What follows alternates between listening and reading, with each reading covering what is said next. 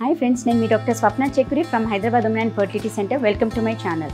So ఈరోజు ఏంటంటే మనకు న్యూ బోర్న్ కేర్ అనేది ఏంటి, ఎలా చేయాలనే దాని గురించి తెలుసుకుందాం. ఇమీడియట్గా బేబీ పుట్టంలోనే బేబీ ఏంటంటే టోటల్గా వర్నిక్స్ కేసియస్ అంటే థిక్ జెలాటినస్ మెటీరియల్ అంటే కొంచెం ఫ్యాటీ మెటీరియల్తో కవర్ అయి ఉంటారు. కవరేజ్ ఏంటంటే దాన్ని మనం వర్నిక్స్ కేసియస్ అంటాము.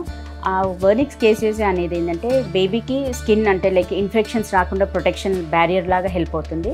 సెకండ్ థింగ్ ఏంటంటే బేబీని వెచ్చగా వామ్త్ ఉండేటట్టుగా హెల్ప్ అవుతుంది. సో ఇమీడియట్గా ఆఫ్టర్ డెలివరీ తర్వాత ఏంటంటే యూజువల్గా కోకోనట్ ఆయిల్ అట్లా పెట్టేసి బేబీని మొత్తం క్లీన్ చేస్తారు. సో వర్నిక్స్ కేసియస్ అనేది రిమూవ్ చేస్తాము.